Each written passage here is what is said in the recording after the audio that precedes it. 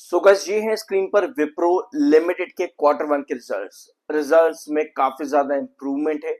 लेकिन एक पॉइंट यहां पर इन रिजल्ट्स को वीक कर देती है।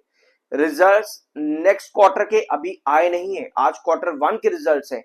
लेकिन मार्केट एक्सपर्ट्स और आपके ब्रोकरेज हाउसेस भी आप यहां पर कह सकते हो, ऑलरेडी यहां पर बता दिया है इन्होंने कि क्वार्टर टू की गाइडेंस काफी ज्यादा वीक रहेगी।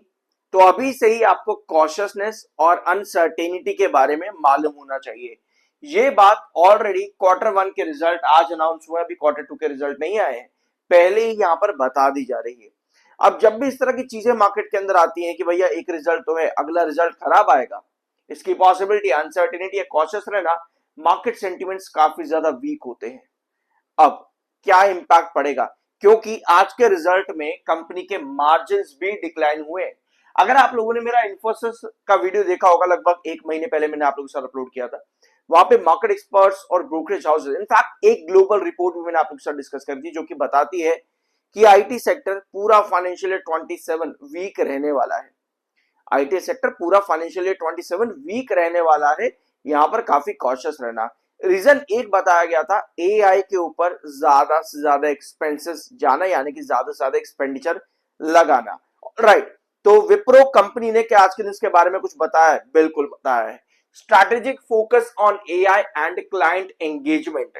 यहां पर आप चाहो तो इस पैराग्राफ को रीड कर लेना स्क्रीनशॉट लेके या वीडियो को पॉज करके। अब हम बढ़ते हैं आपके रिजल्ट्स के ऊपर। सारे नंबर्स आप स्क्रीन पर देख रहे हो, ये मिलियंस में है, कंसोलिडेटेड रिजल्ट है ये कंपनी का।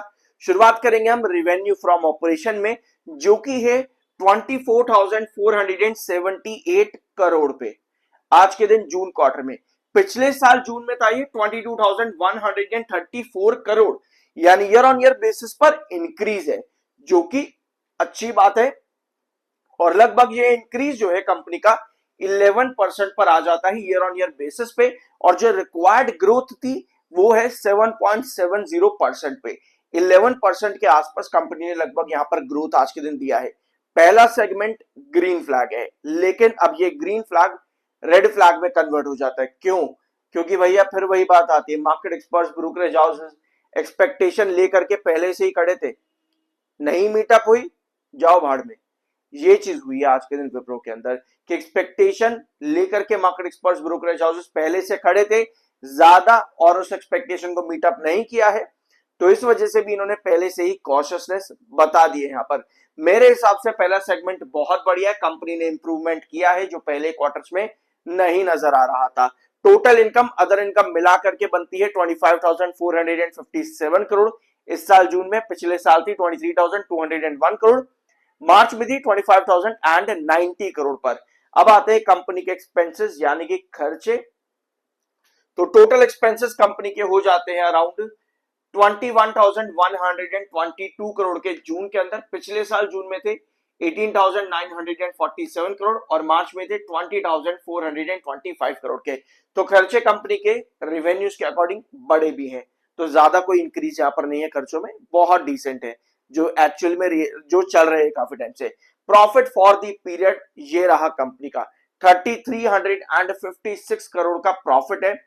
पिछले साल यही प्रॉफिट 3,336 करोड़ पर था, यानी 20 करोड़ कंपनी का प्रॉफिट बढ़ा है इस बार ईयर ऑन ईयर बेसिस पर। ऑल दो ये इंक्रीज बहुत मार्जिनल है, 0.6% कंपनी का profit year on year basis पर बढ़ा है, बट स्टिल ये भी एक बड़ा इंप्रूवमेंट है। रीजन क्या है कि पिछले दो क्वार्टर, 3 क्वार्टर नहीं लेंगे, पिछले 2 क्वार्टर कंपनी का प्रॉफिट ग्रोथ एनुअल बेसिस पर नेगेटिव चल रहा था। तो इस बार कंपनी ने भले ही 0.6% का ग्रोथ दिया है, बट ये भी पॉजिटिव है। तो मेरे अकॉर्डिंग जो मुझे पर्सनली नजर आता है आज के रिजल्ट्स के अंदर, वो ये है कि कंपनी का रिजल्ट बढ़िया है। ये मेरा ओपिनियन है, कंपनी का रिजल्ट बढ़िया है। लेकिन market experts, brokerage houses already यहां पर आने वाले क्वार्टर्स का कॉशियसनेस दिखा रहे हैं, और जो ग्लोबल रिपोर्ट है वो यही बताती है कि आईटी सेक्टर काफी वीक रहेगा पूरे फाइनेंशियल ईयर 27 में। अब ये रिजल्ट इंप्रेसिव है, बट कॉशियसनेस यहां पर बना दी है, मार्जिन्स डिक्लाइन के बारे में बता दिया गया है, बट चार्ट पर क्या इंपैक्ट पड़ेगा उसके पहले सब्सक्राइब तो अभी तक आप लोगों ने नहीं किया होगा तो प्लीज कर दिया करो यार, I am NISM certified. Alright, अब आते हैं आपके चार्ट्स के ऊपर। ये रहा आपके विप्रो लिमिटेड का चार्ट। आज के दिन की कैंडल कंसोलिडेटेड कैंडल खड़ी हो गई है भैया, कोई मोमेंटम नहीं बताती इस तरह की कैंडल कि आगे क्या होगा अगले सेशन में। बट स्टिल अगर हम यहां से एग्जाम करने की कोशिश करें तो पहली बात तो ये है कि 177.60 इस प्राइस के ऊपर तो मुझको रहना ही है कल के सेशन में।